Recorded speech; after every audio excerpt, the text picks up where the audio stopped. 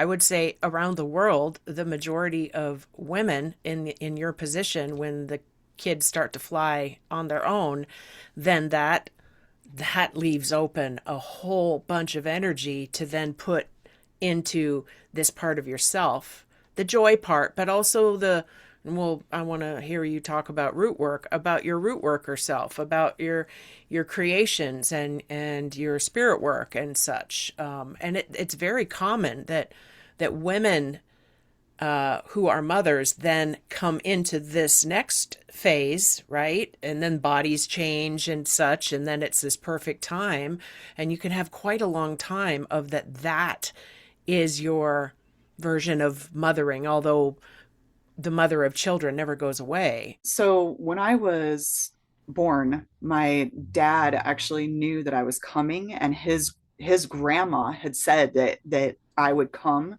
and he was kind of waiting for me, but he was done with his seven children.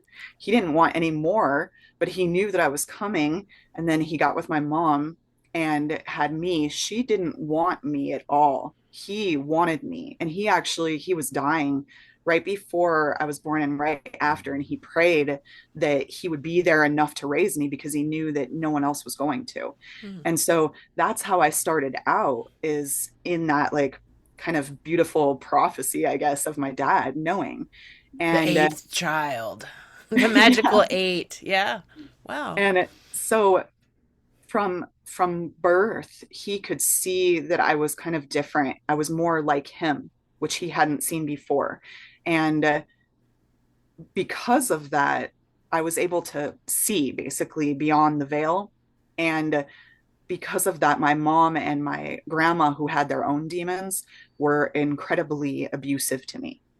And so he would take me and kind of foster those gifts without telling them and really like teach me. So every single night before bed, he would teach me the like his Croatian ways and spiritual ways of like the medicine people.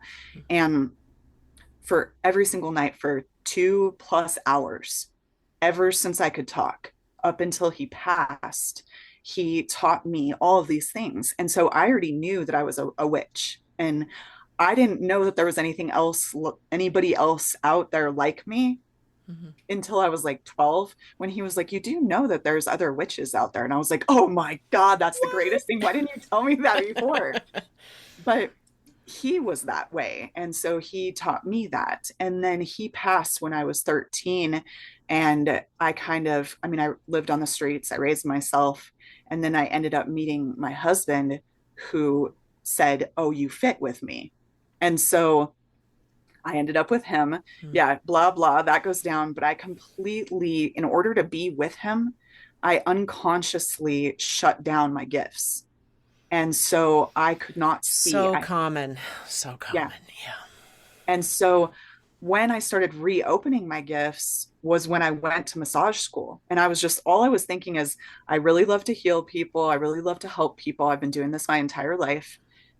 So I could do this for $50 an hour, $100 an hour, and I can get my kids and myself out of this mess, because $7 an hour isn't going to help us. Mm.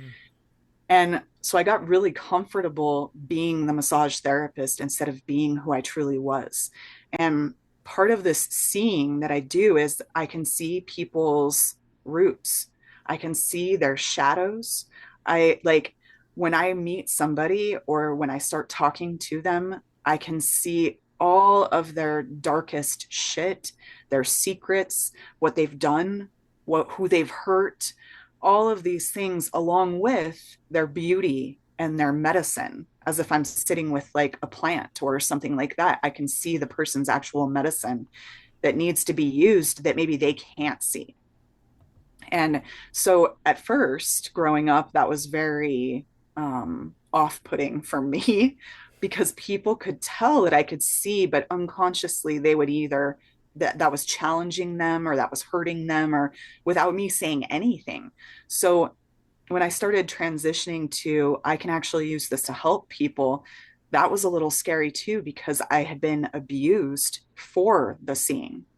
And now I'm putting myself out there saying, "Hey guys, I can see and I can help you." How is that going to be received in the world?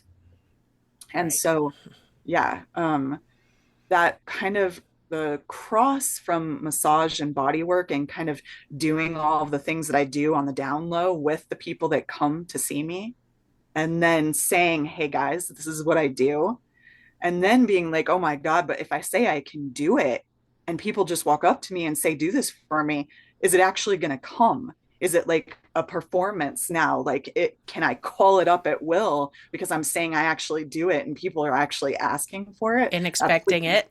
yeah. Right. I'm like, Yeah. I told you at one time, I'm like, well, what if I hold up the sign and say, hey, I can do this? But then I have to write, a disclaimer saying, but maybe nothing will come at all. Or maybe you So won't like what comes. That's yeah, definitely a well, yeah, that's disclaimer. totally. Yeah. Yeah, you're probably not going to like anything that comes. I'm probably going to talk to you Probably about not. your I good have shit. that disclaimer that I use. You may not like what comes through. It doesn't mean it's wrong necessarily. Yeah. Yeah, yeah.